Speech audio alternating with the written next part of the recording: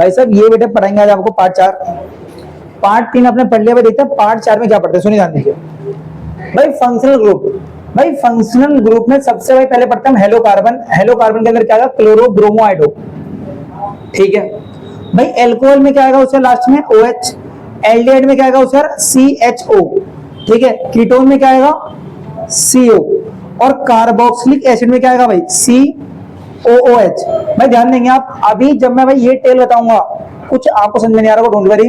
अभी भाई जब क्वेश्चन करेंगे तो 101% एवरीथिंग शुड बी क्लियर। सुनो भाई, अगर एल्कोहल आएगा तो भाई लास्ट में लिखा होगा OL, भाई एल्डिहाइड लिखा आएगा तो AL, भाई कीटोन आएगा तो ON, और कार्बोक्सिलिक एसिड आएगा तो लिखा होगा बेटे OH। चालू करते ध्यान दो। जैसे भाई हमने परसों सॉरी कल की क्लास में देखा था प्रोपेन क्या होता है, ध्यान देंगे आप। प्रोपेन मतलब 3 कार्बन। भाई 3 कार्बन क्यों है? Because this is propane. और प्रोपेन का फॉर्मूला क्या होता है? CnH2+2। और हमने भाई देखा इसका लास्ट आंसर क्या आएगा? C3H8। देखो C3 और H क्या आ गया? 8। डिक्टो से इधर आइए।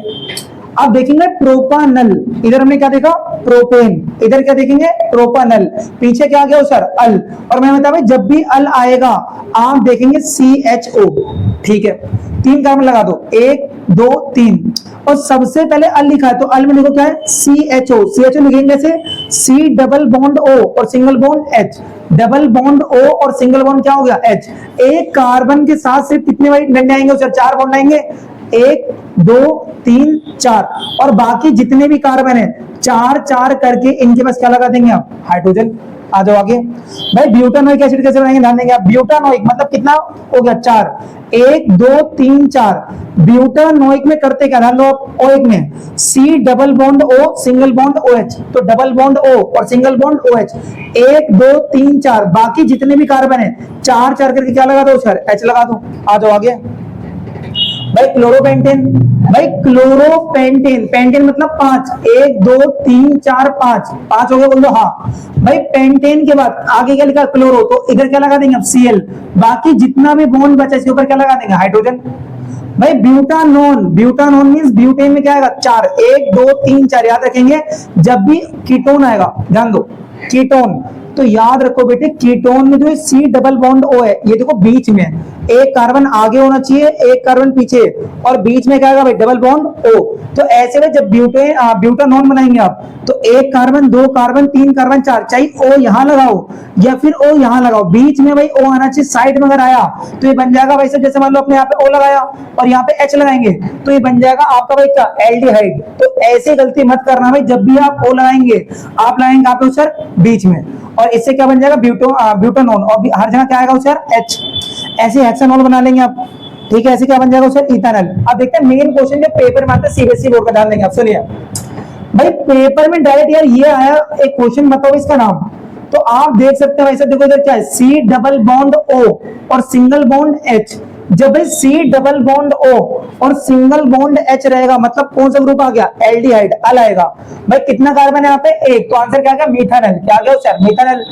यहाँ पे तो CH3 CH2 Br, तो क्या CH3 ऐसे नहीं बना? देखो H H H, यहाँ पे क्या गया? देखो H2, और यहाँ पे क्या गया? Br। इट मीन देखो 2 बार क्या है कार्बन, तो इधर क्या आएगा? इथेन। इधर क्या लिखा? Br, तो क्या आ गया? ब्रोमो, ब्रोमो इथेन आ गया। डिक्टो से एक क्वेश्चन है भाई, बताओ साइक्लोपेंटेन कैसे बनता है? तो पेंटेन मतलब 5 कार्बन, 1 2 3 4 5। भाई पेंटेन लिखा मतलब सिंगल बॉन्ड लगा दो, 1 bond 2 bond 3 bond 4 bond 5 bond, single bond आया। और हर कार्बन के पास कितने डंडे होते हैं? 4। तो 1 2 3 4, 1 2 3 4, ऐसा भाई आपका क्या बन जाएगा? साइक्लोपेंटेन। भाई पार्ट 4 आपको खत्म होता है, पार्ट 5 में जल्द से जल्द मिलेंगे बेटे। अब हम पढ़ेंगे स्ट्रक्चरल आइसोमर, जान लेते हैं क्या है। सुनिए कार्बन की भाई साहब जब कार्बन की चेन का मॉलिक्यूलर फॉर्मूला क्या होता है? सेम होता है, बट इसका स्ट्रक्चर डिफरेंट हो तो ऐसे भाई साहब कार्बन की चेन का नाम होता है स्ट्रक्चरल आइसोमर। मतलब देखो भाई पेंटेन का फॉर्मूला क्या होता है? C5H12। भाई देखो पेंटेन का एक फॉर्मूला मतलब C5H12 है। देखो इसका भाई स्ट्रक्चर कैसे बन गया? ऐसे नॉर्मल है ना। वापिस से देखो भाई साहब C5H12 वाला ही जो मॉलिक्यूलर फॉर्मूला है उसमें आप एक डिफरेंट स्ट्रक्चर बना सकते हैं, कुछ ऐसा। वापिस से ध्यान दो भाई, देखो स्ट्रक्चर का जो फॉर्मूला देखो भाई क्या हो सर? C5H12 है ना, पर इसका यहाँ पे आप देखेंगे स्ट्रक्चर क्या हो गया सर? से सॉरी अलग हो गया। इट मींस मॉलिक्यूलर फॉर्मूला देखो तीनों क्या हो सर सेम, बट इनका स्ट्रक्चर क्या होता है सर अलग अलग हो जाए, तो ऐसे भाई सब चेन का नाम क्या होता है स्ट्रक्चरल आइसोमर। आ जाओ नेक्स्ट। अच्छा एक बात और, इसका नाम है नॉर्मल पेंटेन, इसका नाम है आइसोपेंटेन, और इसका नाम क्या होता है बेटा न्यू पेंटेन। आ जाओ नेक्स्ट। भाई कार्बन की ऐसी दो प्रॉपर्टीज बताओ जो huge number of carbon compound बनाने में मदद करती है, ध्यान देंगे आप। भाई सबसे भाई पहली प्रॉपर्टी का नाम है कैटेनेशन और दूसरी का नाम है टेट्रावैलेंसी। ये कैटेनेशन क्या होता है, कार्बन के पास यूनिक एबिलिटी होती है, खास गुण होता है इसके अंदर की ये straight chain, ring, cycle, double bond, single bond, triple bond, सारे प्रकार की भाई चीजें बना सकता है, that is known as catenation. आगे टेट्रावैलेंसी, चार संयुक्त क्या होते हैं ध्यान देंगे आप। कार्बन के पास 4 वैलेंस इलेक्ट्रॉन होते हैं, दैट इज द रीजन ये सल्फर ऑक्सीजन दूसरे और कार्बन एटम के साथ स्ट्रॉन्ग कोवैलेंट बॉन्ड बनाता है, that is known as tetravalency. ठीक है आगे आ जाओ नेक्स्ट।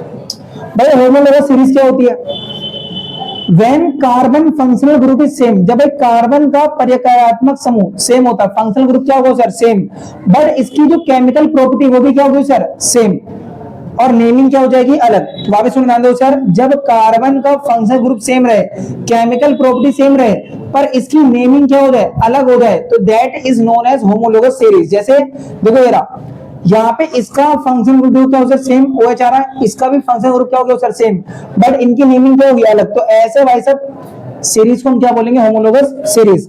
याद रखना जब भाई चेन का नंबर बढ़ता है तो मेल्टिंग पॉइंट और बॉइलिंग पॉइंट में क्या हो जाएगी बढ़ जाएगी, और सॉल्युबिलिटी क्या हो जाती है सर कम। आ जाओ next. Chemical properties of the carbon compound, carbon यौगिक के रासायनिक गुण, ध्यान देंगे आप सुनिए। भाई कंबशन, सबसे पहला क्या आता है प्रॉपर्टी सर कंबशन, ध्यान देंगे आप। एक ऐसी प्रोसेस जब भाई कार्बन बर्न करता है इन द प्रेजेंस ऑफ ऑक्सीजन और रिलीज करेगा वैसे हीट लाइट, या फिर रिलीज करेगा सर हीट और एनर्जी, ऐसी प्रोसेस का नाम क्या होगा सर कंबशन। ध्यान दो आगे।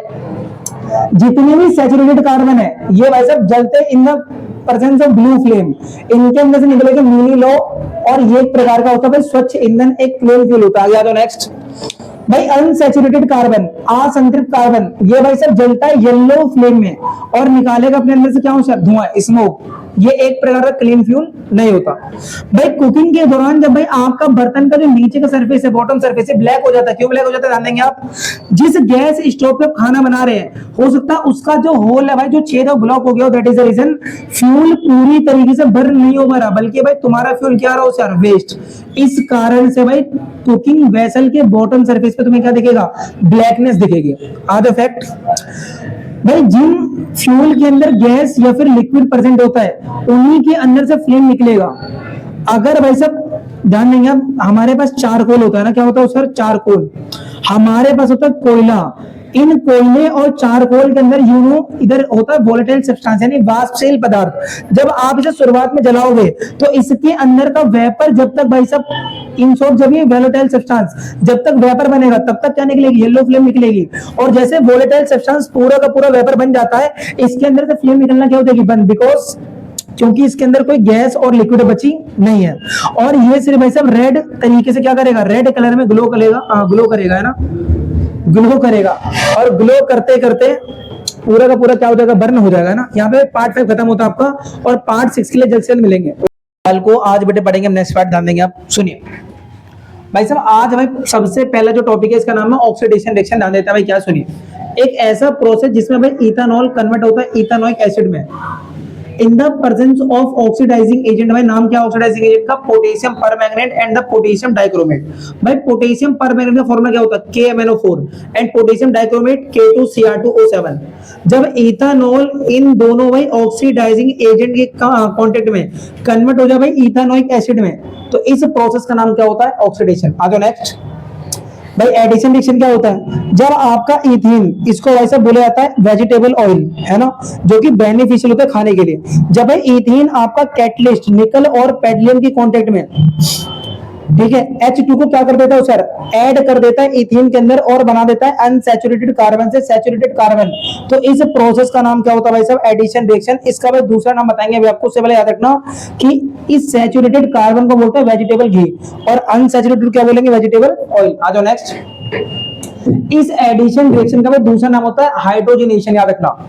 पेपर में हाइड्रोजनेशन बताओ तब भी ये लिखना है, एडिशन बताओ तब भी ये लिखना है। आता नेक्स्ट भाई सब्स्टिट्यूशन रिएक्शन क्या होता है ये बताइए। प्रतिस्थापन अभिक्रिया क्या है? जब ऐसा क्लोरीन हाइड्रोजन एटम को उसकी जगह से रिमूव कर दे और उसकी जगह को ऑक्यूपाई कर लेता है तो इस प्रोसेस का नाम क्या होगा? Substitution reaction. एग्जांपल देखो, कार्बन के 4 एटम है, यहाँ पे क्या है? क्लोरीन। इस क्लोरीन ने क्या करा? इसके एक हाइड्रोजन एटम को निकाला और उसकी जगह क्या कर ली? ले ली। तो इस प्रोसेस का नाम क्या होगा? Substitution reaction. इसका दूसरा नाम होता है हैलोजिनेशन अभिक्रिया, याद रखेंगे हम। आते नेक्स्ट फैक्ट भाई, पेपर में आता बताओ भाई इथाइन। चलो बताता हूं पहले फैक्ट। इथाइन को जब प्रेजेंस ऑफ ऑक्सीजन जलाते हैं तो निकलता है भाई ब्लू फ्लेम, जो कि वेल्डिंग के लिए भाई सब क्या होता है? यूज होता है। मेटल को गलाएगा और वेल्डिंग करवाएगा। पर पेपर में क्वेश्चन नहीं आता बताओ भाई इथाइन को एयर की प्रेजेंस में क्यों नहीं जलाना चाहिए? क्योंकि यहाँ पे ब्लू फ्लेम नहीं निकलेगा और सबसे मेन यहाँ पे निकलेगा सूटी फ्लेम, काला धुआं निकलेगा, जो कि इनसफिशिएंट हीट रखता है। आप पर्याप्त मात्रा में हीट रखेगा और ये वेल्डिंग करने के लिए पर्याप्त नहीं है। दैट इज द रीजन जब भी हम इथाइन को जलाएंगे किसकी प्रेजेंस जलाएंगे? ऑक्सीजन। आ जाओ next. Properties of the ethanol. देखते हैं प्रॉपर्टीज ऑफ इथेनॉल क्या है। भाई ये अल्कोहल फैमिली का एक मेंबर है जिसका बॉइलिंग पॉइंट 78 डिग्री सेल्सियस होता है। भाई पानी से हल्का होता है, न्यूट्रल होता है, लिटमस अगर पर्पल है तो पर्पल ही रहने देगा, ब्लू और रेड नहीं करेगा। भाई वाटर में किसी मात्रा मिला सकते हैं, इसे फ्यूल के लिए यूज होता है 20%, क्योंकि इसके अंदर क्या होता है? पेट्रोल। भाई कब सिर्फ एंटीसेप्टिक क्रीम इन सब में यूज होता है। भाई इथेनॉल का यूज रोकने के लिए भाई बंदे क्या करते हैं? फैक्ट्री पी लेते हैं ethanol. That is the reason इसका प्रिवेंट रोकने के लिए इसके अंदर मीथेनॉल एक पॉइजन मिलाया जाता है और इसकी पहचान हो जाए हाँ भाई ये पॉइजन है इसके अंदर, इसलिए डाई करा जाता है, इसे भाई कलर डाला जाता है इसके अंदर, है ना। और ऐसे अल्कोहल का नाम क्या होगा? Denatured ethanol. आ जाओ नेक्स्ट रिएक्शन। अगर भाई आप इथेनॉल की रिएक्शन Na से कराएं, सोडियम से, तो बनता है सोडियम इथाऑक्साइड। फॉर्मूला ये रहा CH3CH2O Na पॉजिटिव। भाई अगर आप इथेनॉल की रिएक्शन कराते हैं H2SO4 sulphuric acid eight 443 kelvin, तो आपका बनता है इधर इथीन और निकलता है पानी। इस रिएक्शन का नाम होता है डिहाइड्रेशन रिएक्शन। भाई मिलेंगे जल्द नेक्स्ट पार्ट में। धन्यवाद।